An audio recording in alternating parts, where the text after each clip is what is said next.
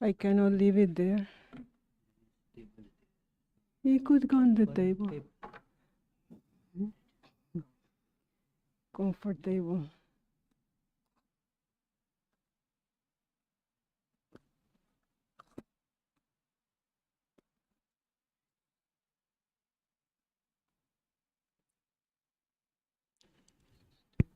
ॐ भद्रं कर्णैभिः शृणुयाम देवाः भद्रं पश्येमाक्षभिर्यजत्राः स्थिरैरङ्गैस्तुष्टुवागंसस्तनूभिः व्यशेम देवहितं यदायुः ॐ शान्ति शान्ति शान्तिः. Friends, let us pray together.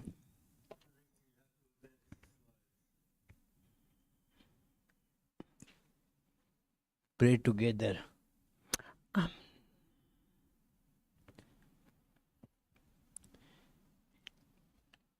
We offer our salutations to the all-loving being who endows all beings with consciousness. We meditate on the Lord, who is the origin of the universe. Lord, thou abidest in all. Thou art all. Thou assumest all forms. Thou art the origin and goal of all. Thou art the self of all. Thou art existence, knowledge, and bliss. Salutations unto thee. May the world be peaceful. May the wicked become gentle. May all creatures think of mutual welfare. May their minds be occupied with what is spiritual and abiding. May our hearts be immersed in selfless love for the Lord. Peace, peace, peace be unto all. Dear friends, we are very happy that we have Teresa Guerra speaking today on her experience on Kumbha Mela. You all know Teresa, whosoever comes to Vedanta Society of Providence knows how wonderful a speaker she is and what a devoted and dedicated person she is. So, without taking away any time from her speech, I request her to begin her presentation.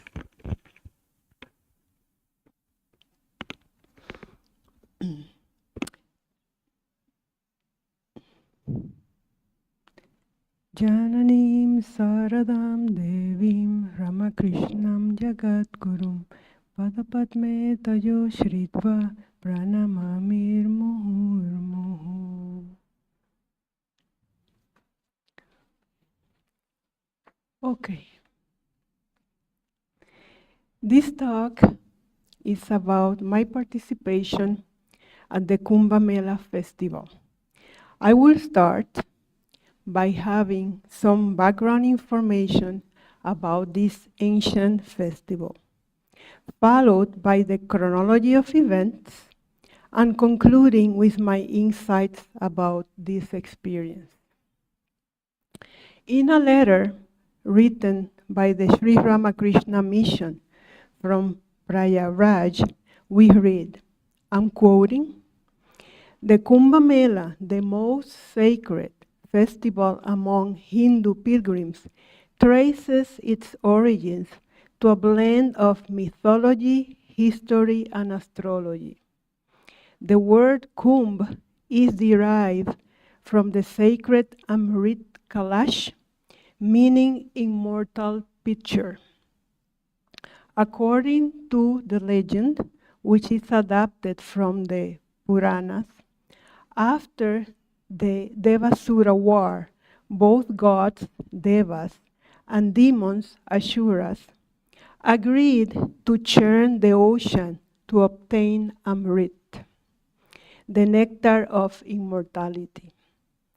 Mount Mandarashal served as the churning rod, and the serpent Vasuki acted as the churning rope.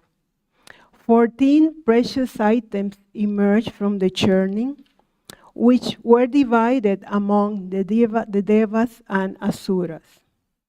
However, when Danvatari presented the Amrit Kalash, the pitcher with the nectar of immortality, to the gods, another conflict arose.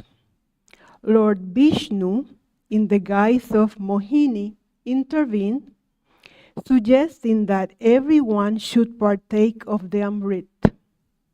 He entrusted the Amrit Kalash to Indra's son, Jayant. As Jayant fled to protect the Amrit from the demons, drops of the nectar fell on 4 different locations on earth: Haridwar, Nashik, Ujjain, and Prayagraj. These places, touched by the divine nectar, became sacred sites for the Kumbha Mela. Following Vishnu's orders, the sun, moon, Saturn, and Jupiter also guarded the Amrit Kalash, which led to the alignment of these celestial bodies in specific zodiac signs: Leo, Aquarius, and Aries. Consequently, these alignments became symbolic of the Kumbh festival, intertwining it with astrology. According to astrological calculations, the Kumbh Mela is celebrated in 4 distinct ways. Specifically, for Prayagraj, it says that when Jupiter enters Aries and both the sun and moon enter Capricorn, the Kumbha festival is celebrated at the Triveni Sangam in Prayagraj on the day of Amavasya. Tradition attributes the formal starting of the Kumbh Mela to the great 8th century philosopher Sri Shankaracharya.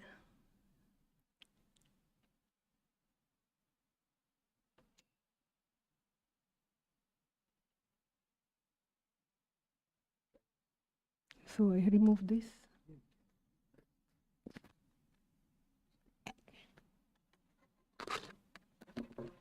Okay, turn this off.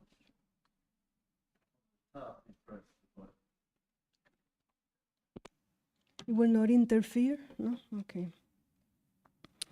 Tradition attributes the formal starting of the Kumbh Mela to the great 8th century philosopher Sri Shankaracharya, who organized a regular assembly of learned ascetics for debate and discussion. It is believed that these drops transform the waters of the related rivers into the vital Amrit, offering pilgrims the opportunity to bathe in the spirit of purity, auspiciousness, and immortality.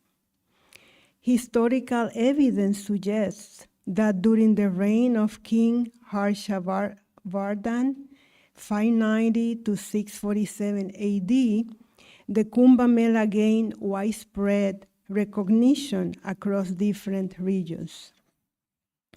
The Kumbh Mela at Prayagraj is considered the most significant of all Kumbh festivals, symbolizing knowledge and enlightenment.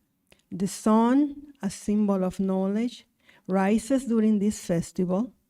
According to scriptures, Brahma performed the Ashwamedha Yajna at Dashawamedh Ghat at the confluence of the holy rivers Ganga, Yamuna, and the invisible Sarasvati to create the universe. End of quote. Now, how did I get involved in this? I heard a devotee, Jitendra brother, saying that he was going to attend Kumbh Mela. I inquired about it and got interested, especially because this event occurs every 12 years. I thought that if I didn't take this opportunity, most likely it was not going to happen later. Jitendra provided me with information from the Sri Ramakrishna Math and Mission at Prayagraj, which organized a camp at the bank of the Triveni Sangam. To accommodate so many pilgrims, they divided the auspicious days into 4 blocks, covering January 11th till February 14th. Swami Yogananandaji recommended that I sign up for the second block, January 27th to January 31st, so I could be there for January 29th, which was considered one of the most, if not the most, auspicious day for taking a holy dip in the rivers as a ritual for spiritual purification. So, no. Okay. So, January 24th, Friday, January 24th, I'll skip my adventure with the car because we don't have time. So I took my flight on Friday, January 24th at night, and arrived to Delhi on Sunday. So that's Sunday. So on Sunday, January 26th, I arrived to Delhi airport at 3 a.m. in the morning. By the time I finished with immigration and customs, it was almost 4 o'clock in the morning. I went to the Airtel kiosk to get the SIM card so I could use my phone locally and internationally. I was told that the system was down, no SIM card available, and no free Wi-Fi at the airport either. The hotel where I was going to stay was waiting for my phone call. They would send a taxi to pick me up. I called the hotel using a payphone there at the airport. The hotel manager said I would be picked up in 15 minutes. I stepped outside and waited for the taxi driver. Time was running, 35 minutes. But the taxi driver's whereabouts was unknown. Internet connection was not available outside. I tried again to call the hotel from my phone, but it didn't work. I asked a woman walking by to please call the hotel on my behalf, which she did. So the hotel driver was reportedly at the airport waiting for a long time. We were at 2 different locations.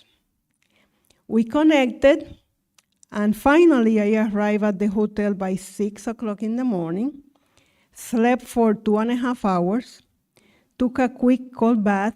The water heater didn't work, or I didn't know how to use it. Still, I don't know. Then I had breakfast and took a taxi back to the Delhi airport.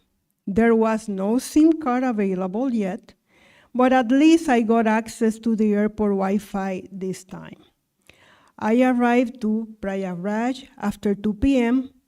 No SIM card available there either.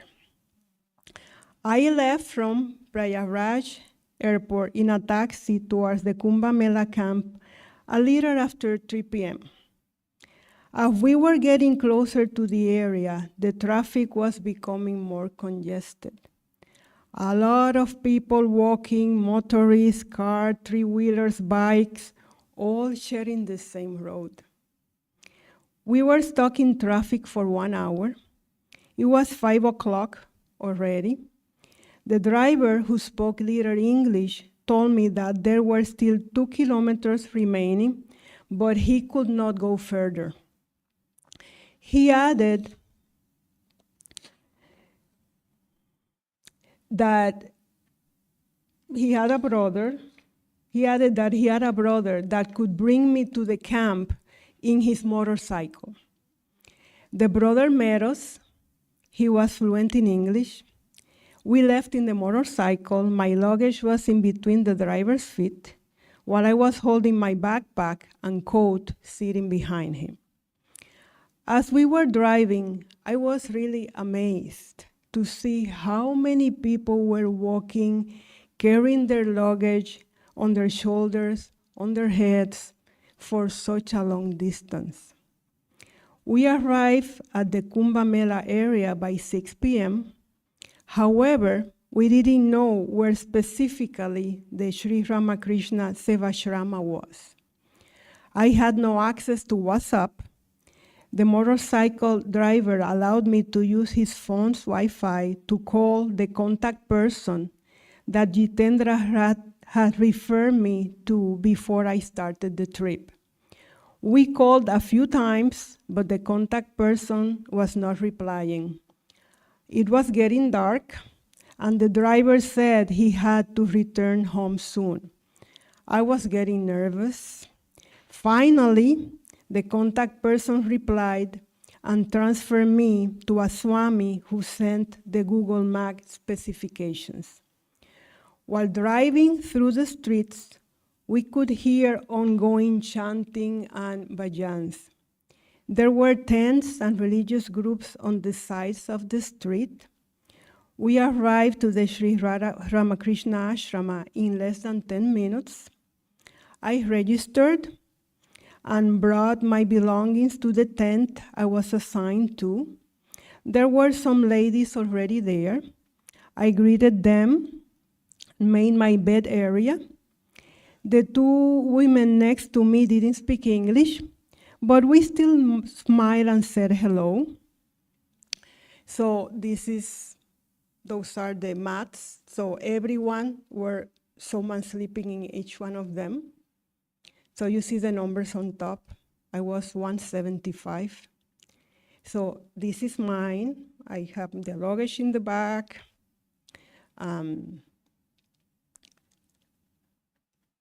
And this is how it looks when we were already there.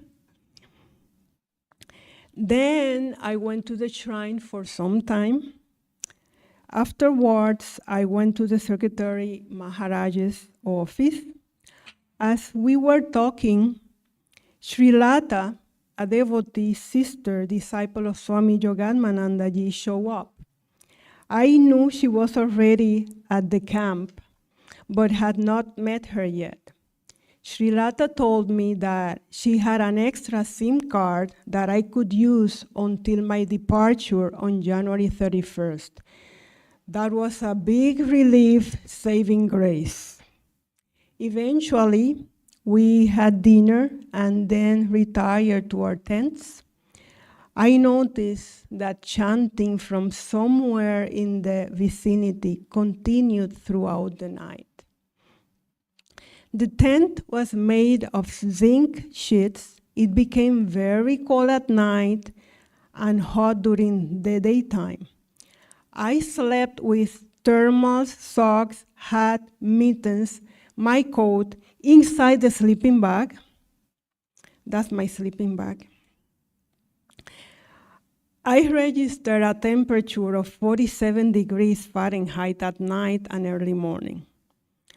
Although we were 51 women inside that big tent, it still felt cold. To make it more interesting, my mat was next to the back door, so I could fully experience heat and cold.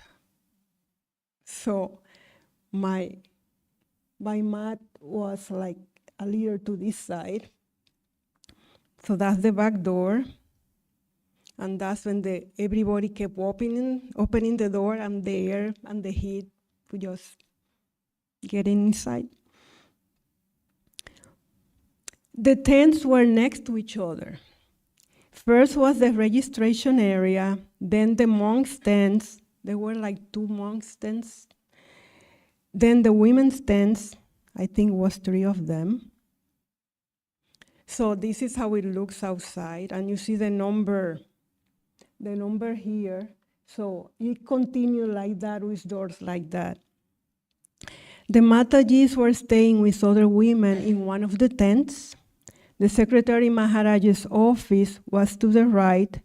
Dining area kitchen was next to Maharaj's office. This is where we were having, that's the tent for the dining area.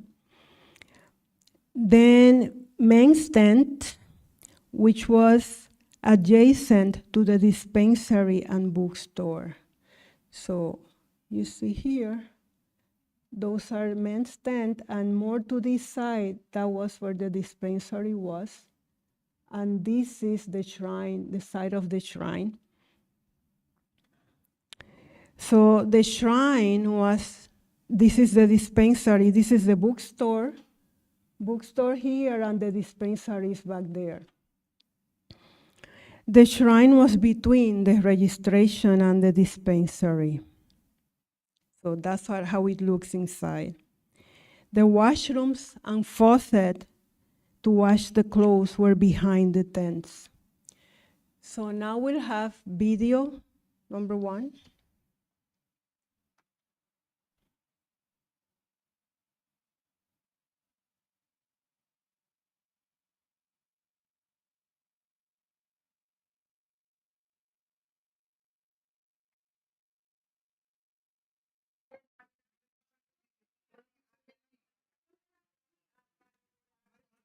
So that's you see how the dispensary was next. I was just taking with the camera like around like that, and that's the street, the bridge.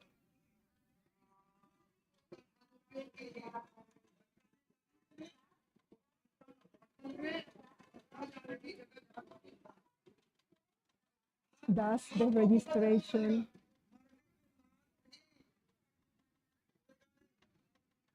And that is the shrine there. That's the shrine.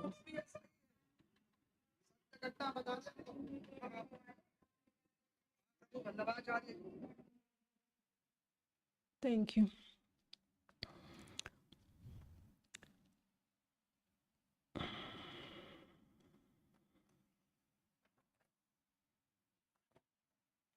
Okay. Okay. So we go now to Monday, January 27th. We had meditation 5:30 in the morning, followed by short puja. Then we had breakfast 8 a.m. By 9 a.m., 3 other women and myself. So we have Srilata, Dima, Shukla, and myself. We walked to the Triveni Sangam. The streets were crowded. A lot of people just walking.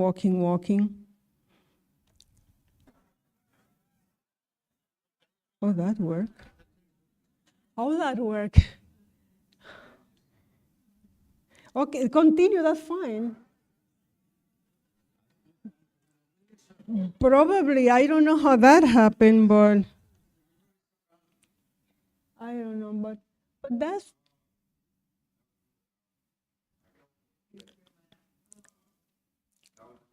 no, that's fine, because let me show first the pictures, because then the video will be when we get to the Triveni Sangam. So let's go to the PowerPoint, and I will show the, so that's one picture. I don't know what happened, but anyway, that's people walking. So that's in the Triveni Sangam. So as you can see, the streets were very crowded. People, motorcycles, bikes, cars, ambulance, trucks, you name it. But it was again so inspiring. I found that so inspiring to see such large crowds, just people walking to go to the sacred rivers. We also saw the Naga sadhus in their tents on the sidewalk. So finally, after walking 3 kilometers, we reached the Triveni Sangam, and by God's grace, took a dip in the sacred river. So those are the pictures. That's when we were there, and those two, all that was at the Triveni Sangam. All that's Triveni Sangam. So if you want to show now the video, yeah. Show the video now, yeah. When we were at the Triveni. That's number 2.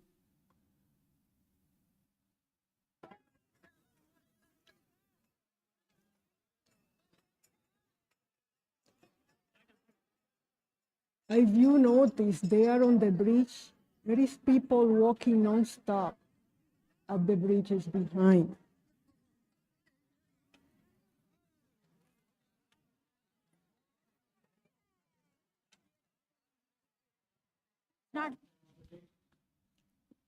That was in the morning.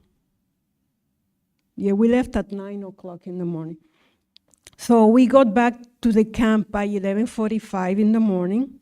We had lunch, and then tea in the afternoon, arat in the evening, dinner, retired.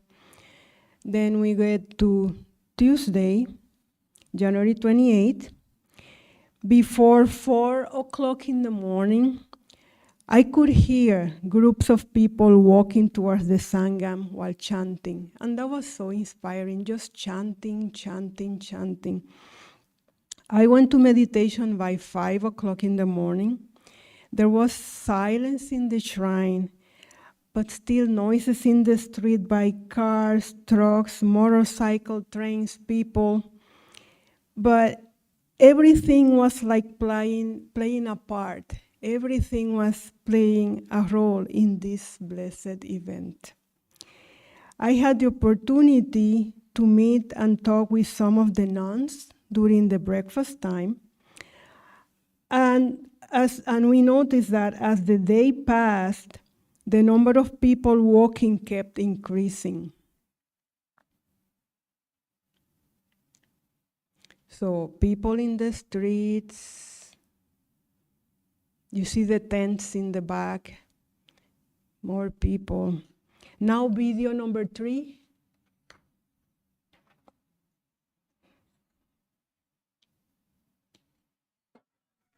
That's a video.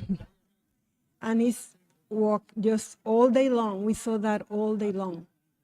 And you could hear people walking at nighttime. In the afternoon, I went to the tent where the nuns were staying and spent some time with them. And that was very special. Sri Lata was also staying at the same tent with the nuns. There were around 15 nuns staying in the camp in and out during the time that I was there. We had evening arati. When I was leaving the shrine, I was surprised to see over 20 sadhus at the registration desk. They kept coming. More and more people were coming into the Sri Ramakrishna camp, getting ready for the big day on the 29th. Their pollution was also increasing. That evening the air was not clear. It looked like grayish, more than usual, and I could feel my eyes itching. I started coughing. I wore a mask. After dinner, we had a meeting at the shrine where Secretary Maharaj gave us instructions about the procession next day, January 29th, early morning towards the Triveni Sangam. We had to start walking towards the Sangam at 3:30 in the morning in a procession behind the Naga Sadhus. Secretary Maharaj gave the warning that if someone was feeling sick or fainted during the walk to the river, no one could help them because they both would get stepped over. He also said not to bring valuables. Swamiji spoke in Hindi. Sri Lata, who was sitting next to me, translated the main points as Maharaj was speaking. So we got then to Wednesday. So the big day had come. Now let me go back, not yet. That's coming later. So I hardly slept the previous night because of the excitement, the loud chanting in the streets, and also because I was still waking up at 3 o'clock in the morning because of the jet lag. So women in the tent started getting ready before 2 o'clock in the morning, waiting for their turns to take bath. At 3:20 a.m., the swamis and nuns were lined up, and that was such a joy, so uplifting. One of the swamis was putting vibhuti on the other swami's foreheads. The Matajis also did that to themselves and to other devotees, including us. Then all the monks and nuns entered the shrine and did pranams. Video number 4, then 5, and then 6.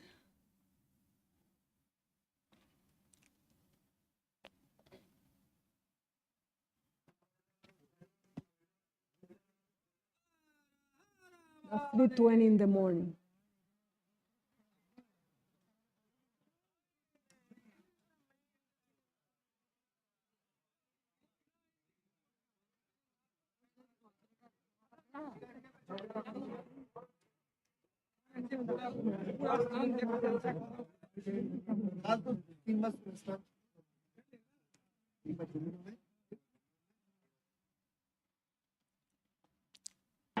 Video 5.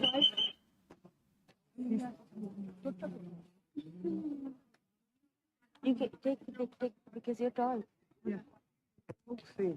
Oh, it started? Huh? Just started. Yeah. We're going to start with now. What your Then, will they be okay if I just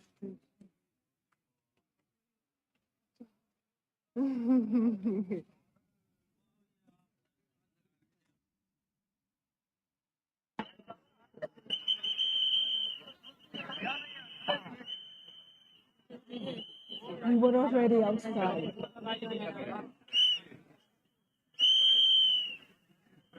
I was having the camera light.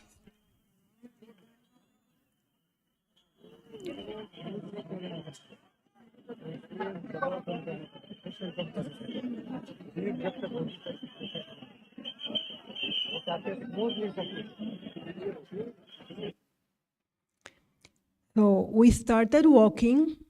That's video number 7.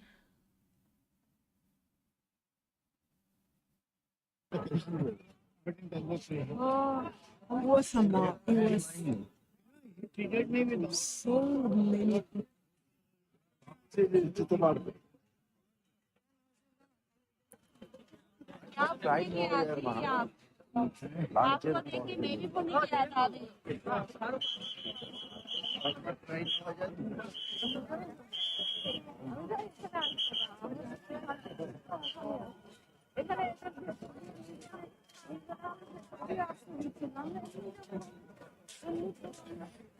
Teresa, take it and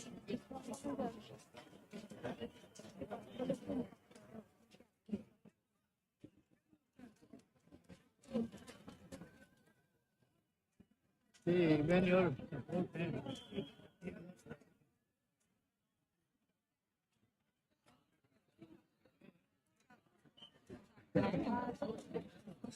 you know, how did I reach here? I came back right.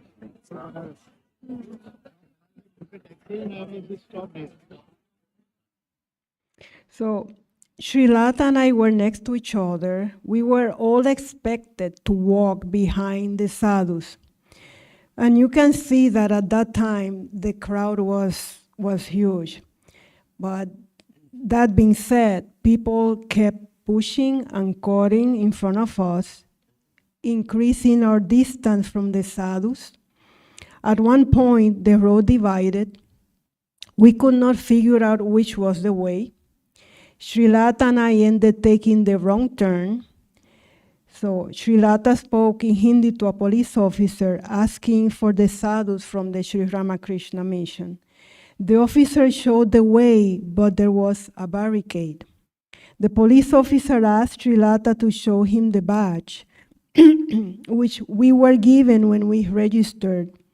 Srilata showed hers and asked me for my badge. I told her I didn't bring it because I thought it was not necessary. Srilata replied that Secretary Maharaj said at the meeting that the night before that we had to wear it as it would allow the police to keep us together. She added that she translated that to me. I didn't copy that. So I immediately got very worried, looked away from the officer so he would not ask me directly for the badge. And I just prayed to Mother to please help me here. Otherwise, I will not be allowed to continue. Where will I go in the middle of that crowd? So as Srilata was talking to the police officer, a lot of people started pushing the barricade. The police officers pushed back. They were yelling at each other. I got scared as the back and forth between them was intense. We stayed to the side. The crowd pushed harder and went through the barricade. The police officers stayed aside as they couldn't stop the crowd. It was a lot of people. Once the space was open, Srilata and I rapidly crossed behind him. Very quick. We got into a couple more crossing points where Srilata had to show the ID. And again, I maneuvered to look away, avoiding the police, asking for my badge. Compassionate Mother opened the way.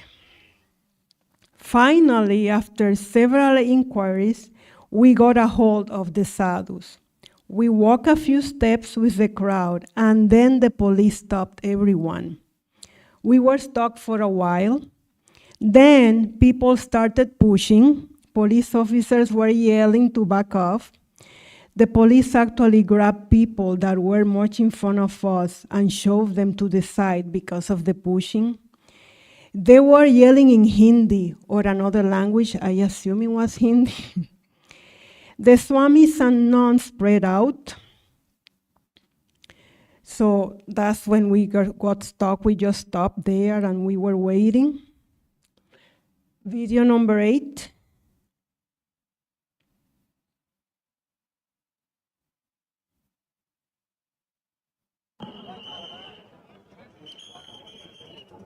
We were just stuck there.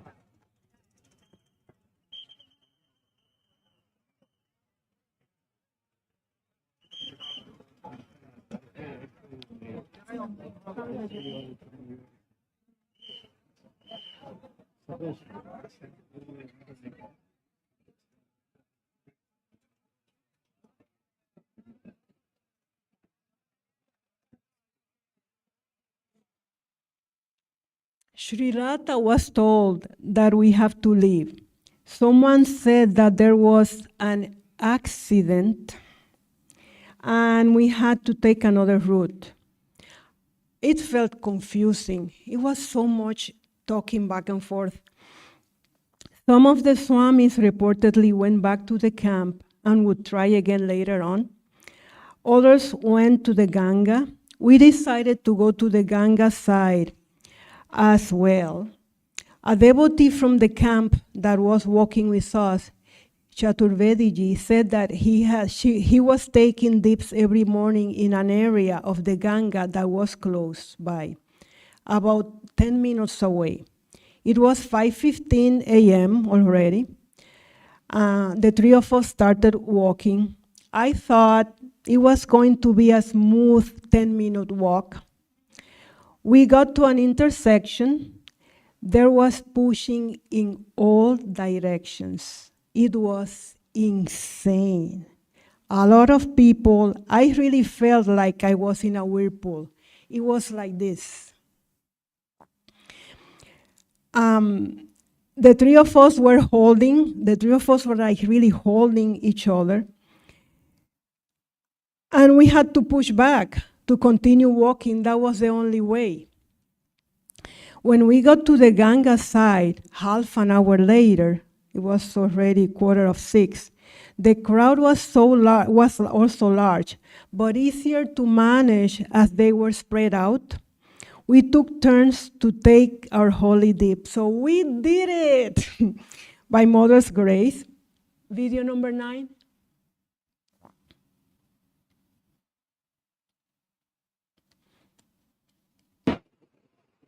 That's the Ganga at 5:45 in the morning.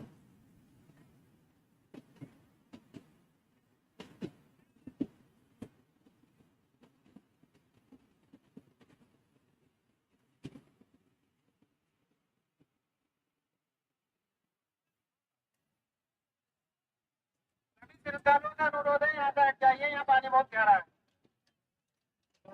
घाट पे जाकर स्नान करिए, वहाँ सुरक्षित है, यहाँ सुरक्षित। Finally, by 6:15 a.m., we started to walk back to the camp. Again, we had to push to get through when we got to the same intersection.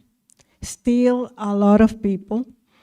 It was almost 7 a.m. when we arrived to the Sri Ramakrishna camp. We were told that the accident was a stampede and people had died. Of course, there was a lot of speculation. The corpses fluctuated between 12 and 2,000. A reliable source said that sadly 30 people had died, not 2,000. The Triveni Sangam was closed for the day. So we just went back to the shrine. We sat in a corner. Chaturvedi ji narrated some experiences he had with his guru, Bhuteshananda ji. We were just chatting. Then before 9, I went to breakfast and had the opportunity to talk to the Mataji while I was sitting at the table. Then went to wash my wet clothes from the morning. Then in the afternoon, same lunch, nap, tea time, and then Arati. During Arati, I got a nice surprise visit from Abhijit K, Jayant, and Krishnan from the Vedanta Society of New York while I was at the shrine. They were staying at another camp. So there we are at the shrine. Then I had dinner and retired, but it was so nice. Throughout the night, I could hear the Sitaram, Sitaram chanting over and over and over the whole night. So we get to Thursday, January 30th. There was very polluted when I woke up. The night before, I was coughing and congested. Many other women at the tent were also coughing.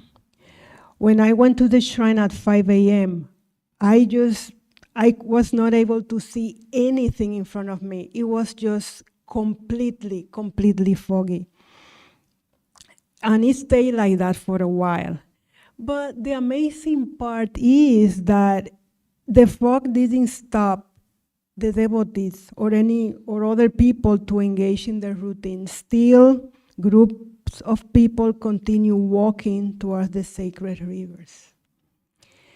After breakfast, Chaturvedi ji, Srilat, and myself went to see a Mataji that was staying very close to our camp. And to my surprise, it was Lalita Mataji from Gangotri. I have heard about her before through a YouTube video that Marcela's sister had sent, which impressed me very much because of Mataji's simplicity and detachment. Her camp was almost across the Sri Ramakrishna camp. Mataji welcomed us into her room, which was very simple and small. She talked to us, emphasizing that we are not our bodies, we are not our minds, we are not our thoughts. She also narrated an incident.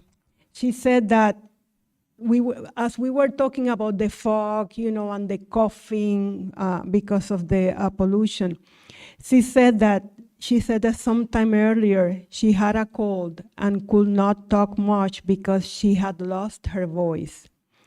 Mataji was expected to talk to some devotees. So she said, I put myself in God's hands. And to her surprise, she was able to converse with the devotees. So she added, you see, everything is in God's hands. But she was so sweet, so simple. The atmosphere in her room there in the Sangha where she was staying was very, very peaceful. So we spent some time with her. After 20, 30 minutes, we went back to the camp. Chaturvediji and I agreed to meet later to go to Shankaracharya of Sringeri Math. So we left walking, got lost, but finally got there by 11:25 a.m. We were told that the darshan was at noon. So we entered the ashram. The monks were chanting from the scriptures. The atmosphere felt spiritually charged. Then Shankaracharya of Sringeri started doing puja. Chaturvediji requested puja from other monk that was on the side, and he did that. So then later on, when Shankaracharya finished,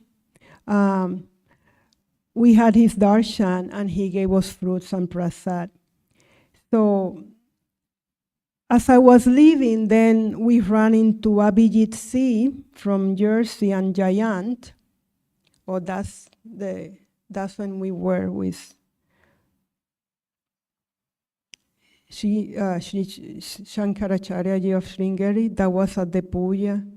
That's him to the side here. And that's when I ran into the guys there. So their camp was the Parmata Sadhaka Sangha, and so I continued then with them to their camp. And the atmosphere there was also very pleasant, very welcoming. I was allowed to have lunch with them. So, and I also met Krishnan and Sangita, and there was Jayant and Krishnan, and then Sangita there. So I walked back to the camp on my own. As I was walking by, then you see again sadhus, people walking. So when I got to the camp, it was after 4 o'clock. I spent time talking with Srilata, and also, as per our agreement, I was going to return the SIM card to her because I was leaving the next day. But she told me to keep it until the end because I didn't know if I was gonna be able to get one. And that was a big relief, and was very kind of her as well. So I left after Arati. I spent time with the Matajis because they were leaving also the next day. So January 31st, that was the last day at the camp. We had meditation, then I finished packing my belongings, getting ready to leave. But I felt like the days had passed too fast. I didn't want to leave. I was at the camp from the 26th in the evening until 31st in the morning. We had a nice breakfast, and then I finished packing. I was not clear how I was going to go to the airport. Secretary Maharaj had told me the day before to see him after breakfast, and he will give me the details. Well, by 9:30, I found out that Secretary Maharaj had gone to Belur Math in the early morning. So after inquiring here and there, Chaturvediji asked a devotee related to the math, and he said that he will help me.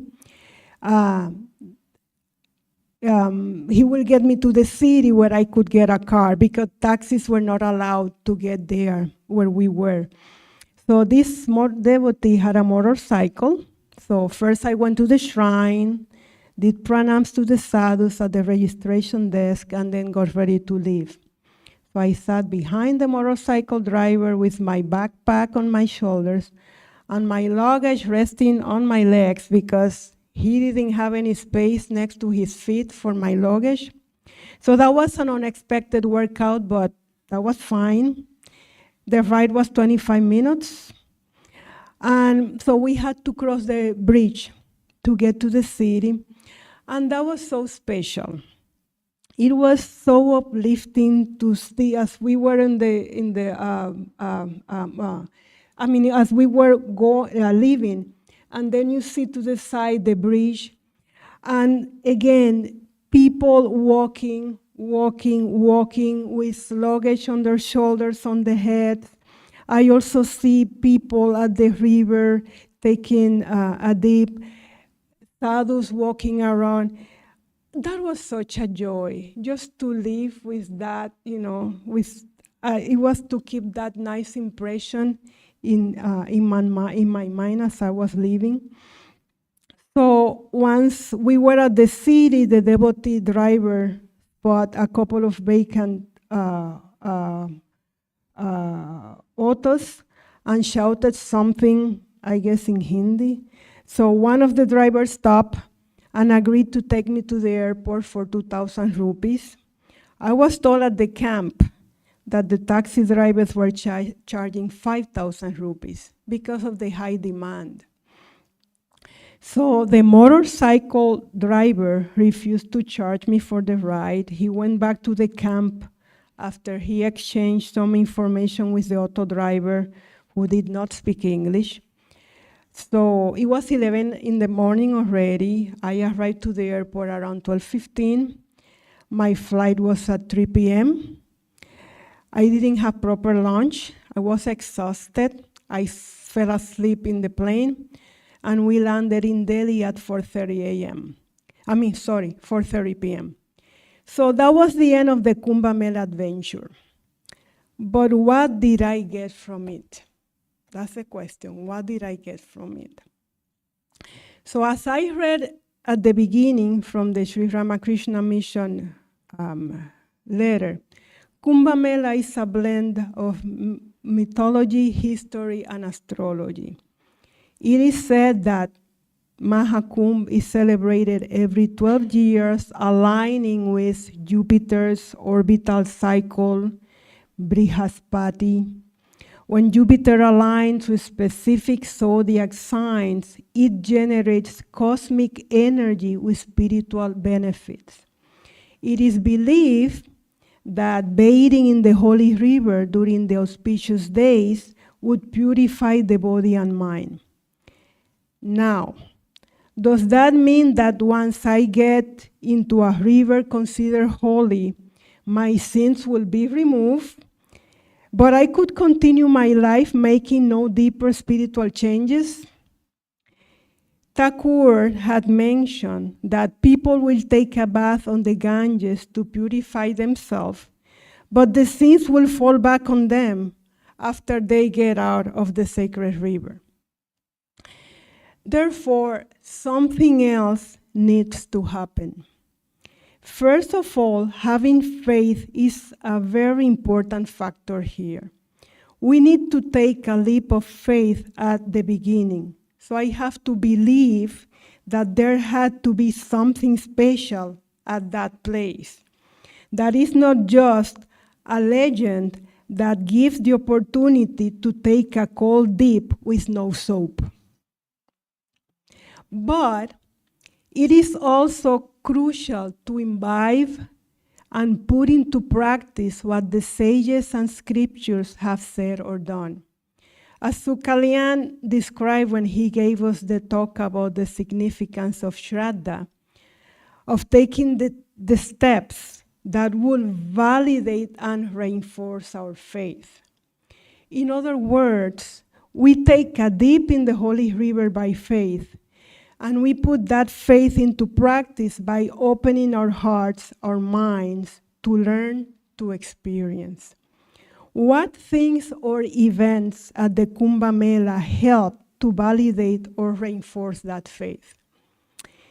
The atmosphere was very peaceful and spiritually charged, which was propitious to reinforce our faith.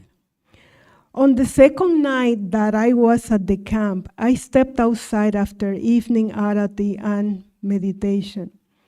I was observing and absorbing what was around me.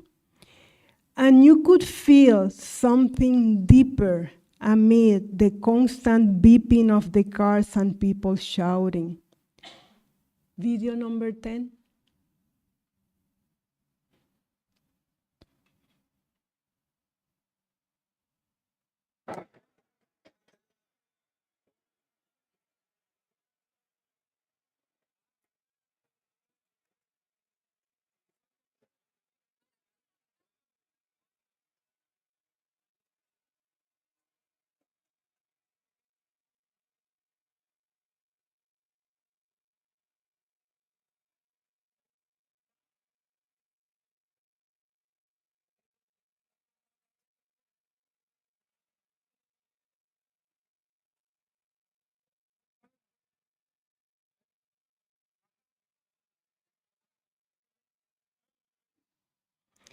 It was a subtle, sublime, and profound peace in the middle of so much noise. The music chanting was 24 hours a day. I went to sleep with music, woke up with music, and continued hearing music throughout the day because many of the religious groups along the road had ongoing chanting and singing. But it really felt like the mart of bliss. It was so uplifting just to be part of all that. While at the camp, we had access to so many monks, nuns, and devotees to learn from. The learning was not only by listening to spiritual talks or classes, but also by their presence, their examples, their smiles. There were over 1,000 people at the camp, with plenty of time to connect with others, go to the shrine, or visit other sadhus, devotees at other camps or sites around. It was uplifting to have the darshan of Lalita of Gangotri and Sri Shankaracharya Ji of Sringeri, and also to sit and talk to the Matajis while we were at the dining tables or at their tent. A devotee that I mentioned earlier was a disciple of Swami Bhuteshananda Ji. It was inspirational to hear him talking about his guru. We also had the opportunity to read sacred books, all contributing to keep the spiritual mood in us. As I said, we were 51 women at the tent I stayed. We needed to share not only the space at the tent, but also to accept, compromise, and be flexible, contributing to more harmonious environment. That including taking turns to use the washrooms, to take bath, wash our clothes, charge our cell phones, try to sleep in spite of a lot of snoring.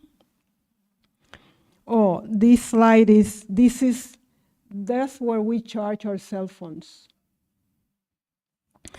On one occasion, I saw two buckets next to each other. One was full of water. I grabbed the empty one and headed to the kitchen to get hot water to take a bath. Suddenly, a woman rushed to me and started talking in Hindi fast and loud while pointing at the bucket. I said, "Wait." I look around while saying, "Anybody here that speaks English?" Luckily, there was a woman sitting next to us who helped us. The issue was that the woman needed the bucket that I grabbed for her to take her bath. I told her I was not aware she needed that empty bucket. I gave it back to her, and she would return it to me once she finished her bath. It was clear, no problem. We gave each other high five. After that, we either smiled or said hello to each other whenever our path crossed. Seeing clothes from all of us hanging around to get dry was also a testimony of harmony and accommodation. We were just drying clothes everywhere. Here, hanging, on the ground. Sadhus did the same thing. I didn't know anybody at the camp when I arrived except for Srilata. Nevertheless, as time passed, I met new people, including devotees and sadhus. I didn't speak Hindi, and many of the devotees didn't speak English. However, we figured it out. For the most part, smiling was enough. When I got stuck, I asked people nearby to help with translation. We could feel the openness and acceptance in spite of the language barrier. Another woman at the tent gave me her relative's address in Assam and asked me to visit them once I visited the place. I was also introduced to a couple of devotees that had met Swamis I know in America and Canada, including Swami Yogatmananda, of course. At the first meal that I had on the day of my arrival, I noticed that a couple of spoons were available, so I took advantage of it. I could eat with my hand, but if a spoon was available, I would not hesitate to grab it. The next day, we had a very soupy meal, so I went looking for the spoon. I was told that they were not giving spoons anymore. I maneuvered to eat the soupy meal, and I was glad about it because it gave me the opportunity to accommodate, to challenge myself to improve the skill of eating with my hand. It was also amazing to see the people that were cooking, serving food, and washing the dishes. That was them. That was the back of the dining place. Last video 11. I'm almost done, so. That's where we wash the dishes. We rinse the dishes after we eat. And then we will bring it and give it to them, and they will wash it there.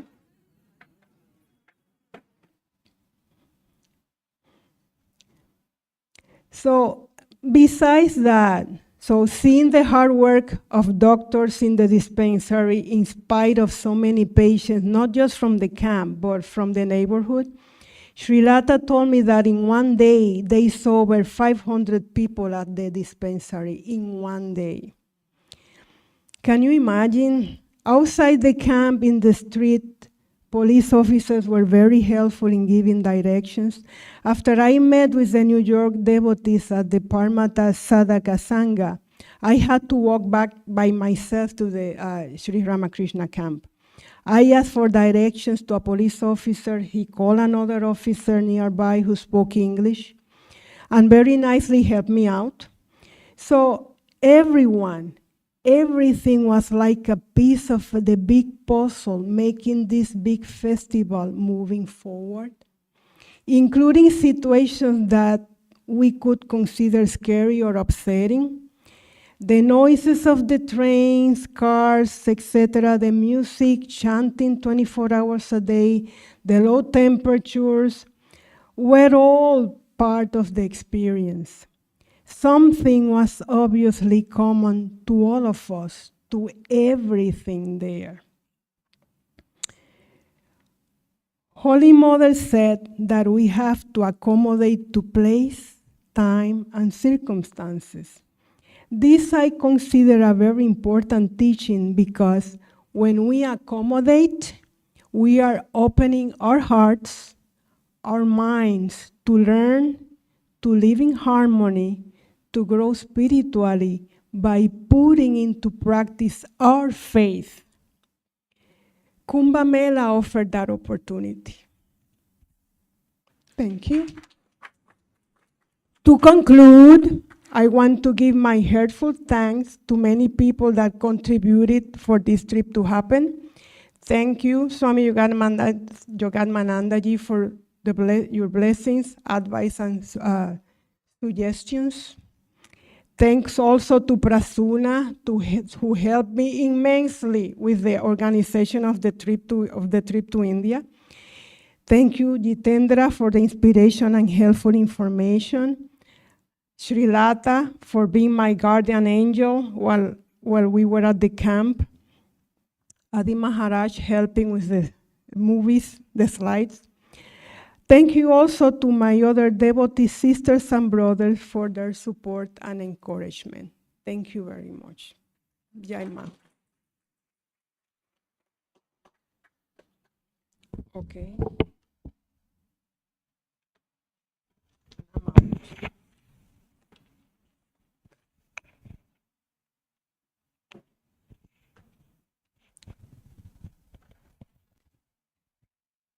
Thank you, dear Teresa. You gave us a virtual experience of going to this sacred festival, Kumbha Mela, and you all, I see, feel the energy that was coming from all that.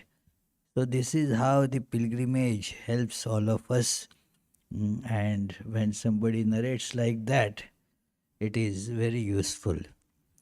So, uh, before concluding the programs upcoming, next Sunday, the topic will be basis of ethics, and that will be followed by a music concert. It is the sarangi player, Ustad Sohail Khan, will be accompanied on tabla by Nitin Mitta. That concert will be after the evening arati downstairs. And then, as otherwise, all programs like the early morning and evening meditations, the aratis, and Tuesday and Friday evening 7:30 classes, all will go on as usual. And now let us conclude with the that will be, yes, later, yeah. Yeah, that anyway, that was, since he mentioned, I will announce that also. On June 3rd and 4th, Tuesday and Wednesday, there will be special lectures by Swami Anubhavananda, a wonderful speaker, a great person, on discovering self, that it is part 1, part 2. So, please, you are all invited for that lecture also. And let us conclude with the closing prayers. You are all invited to join the arati, but you have to keep your footwear here, or you can attend it from here as well. May the Divine, who is Father in heaven of the Christians, Holy One of the Jewish faith, Allah of the Muslims, Buddha of the Buddhists, Tao of the Taoists, Great Spirit of the Native Americans, Ahura Mazda of the Zoroastrians, and Brahman of the Hindus, lead us from the unreal to the real, from darkness to light, from death to immortality. May the all-loving being manifest himself unto us and grant us abiding understanding and all-consuming divine love. Peace, peace, peace be unto all.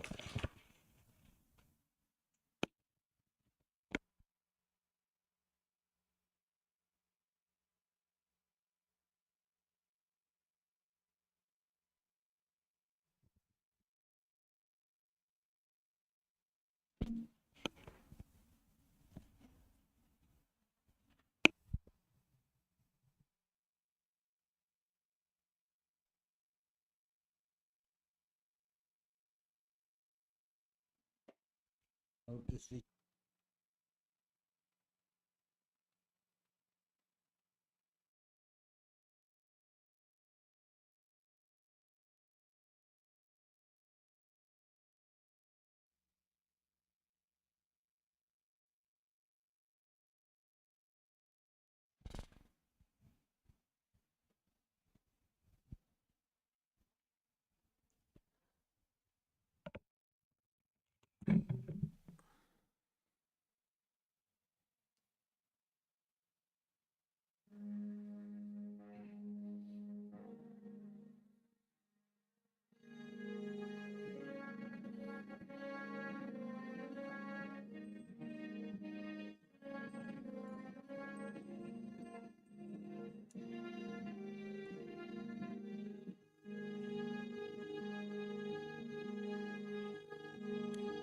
Breaker of all our worldly bondage and adored by all, we adore you too.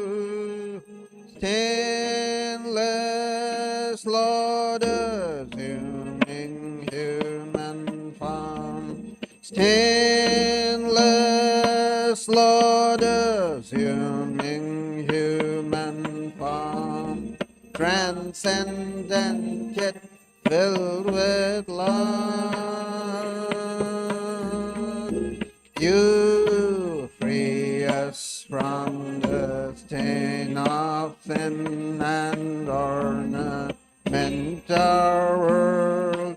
Consciousness is your form. Your eyes always purified by knowledge. Your eyes always purified by knowledge. Looking at them, illusion is gone. Ocean of shining love and feeling, ever inebriated in your infinite love. Your feet always get to your devotees.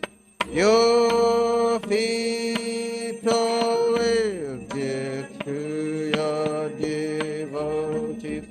From a boat to cross this world,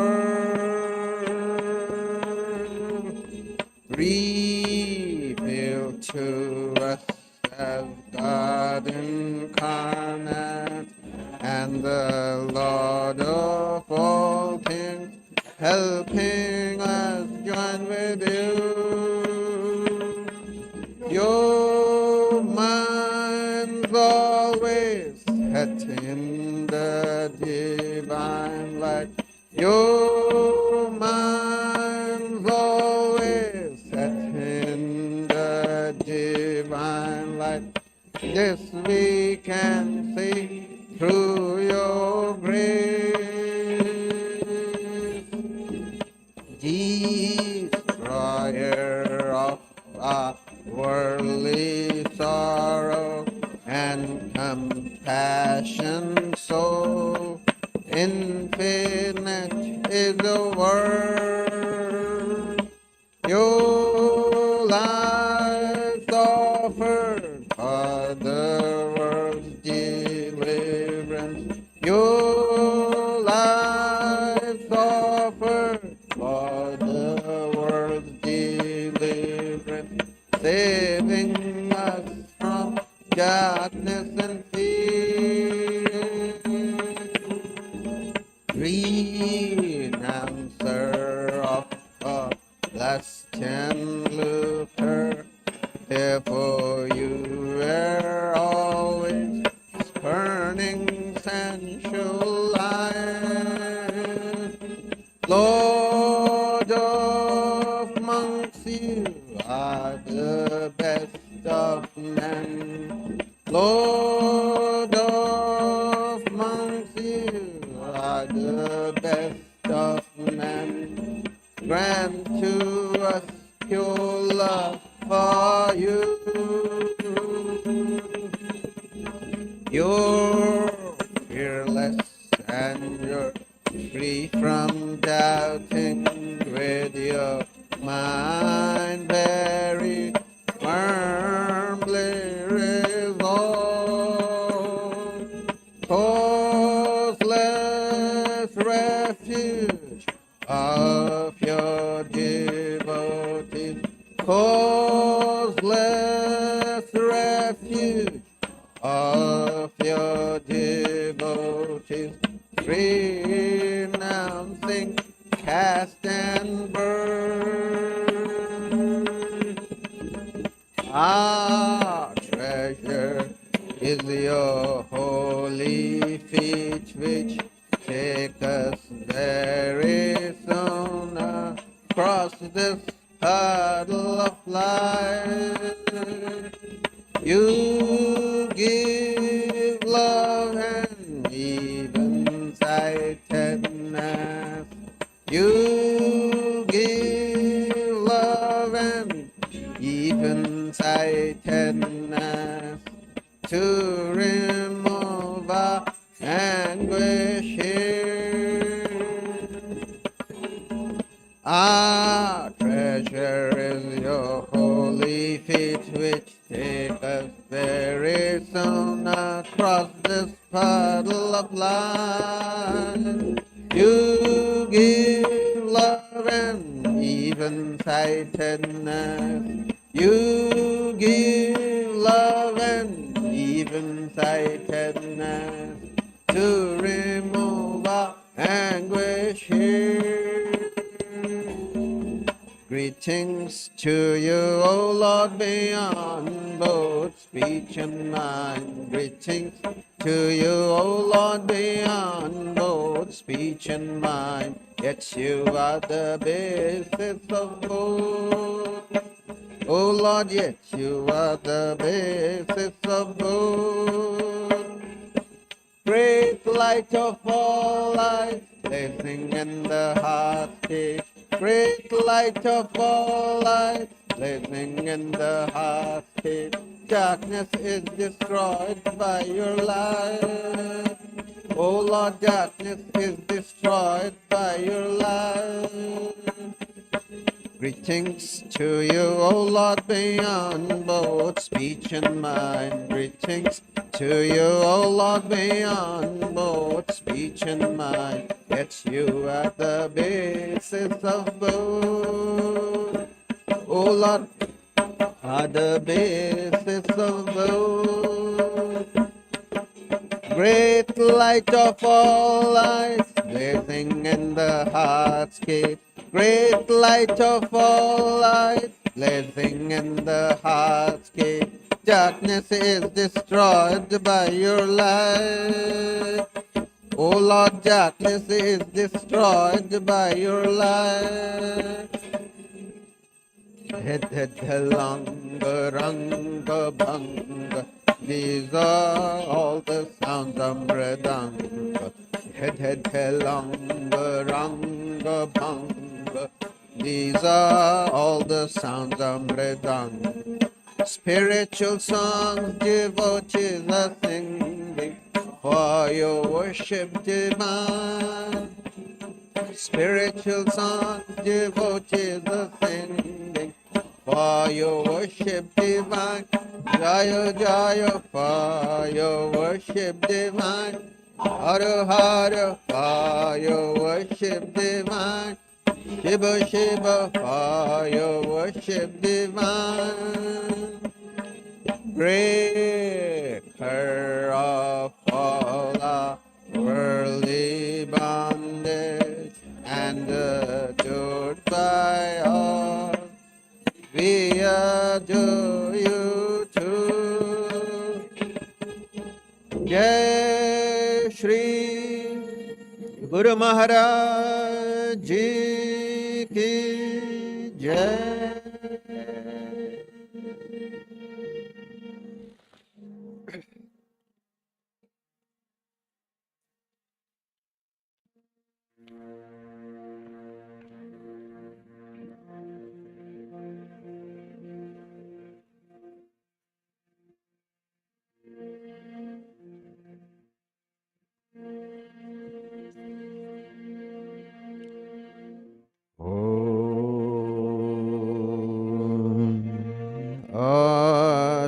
gracious and blessed,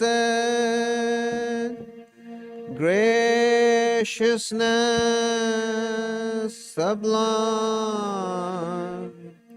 all noble ends you give to us, granting us refuge, all seeing God.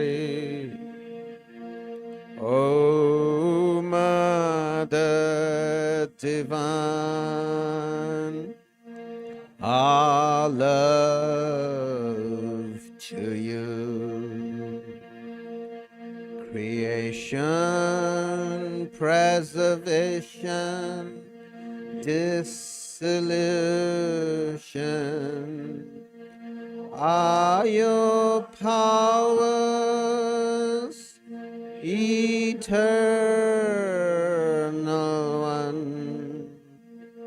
Nature's real basis, nature's essence. O Mother Divine, our love to you. We come seeking refuge from anguish. Be our Savior through your deep concern. All our suffering remove, Goddess.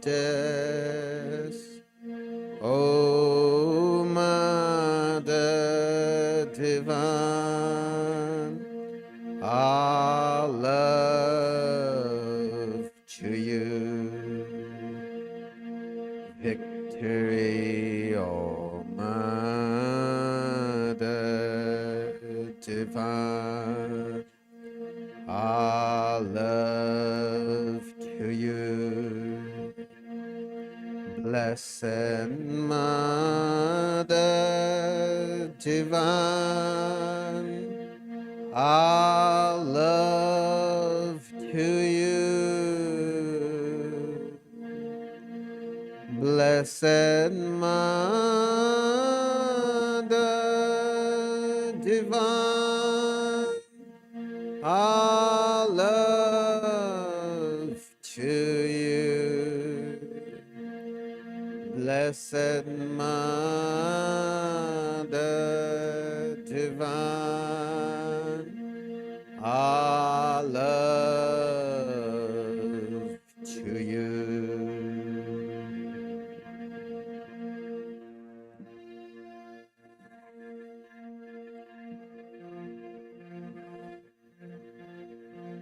Jai Shri Ram Krishna Dev Ki Jai.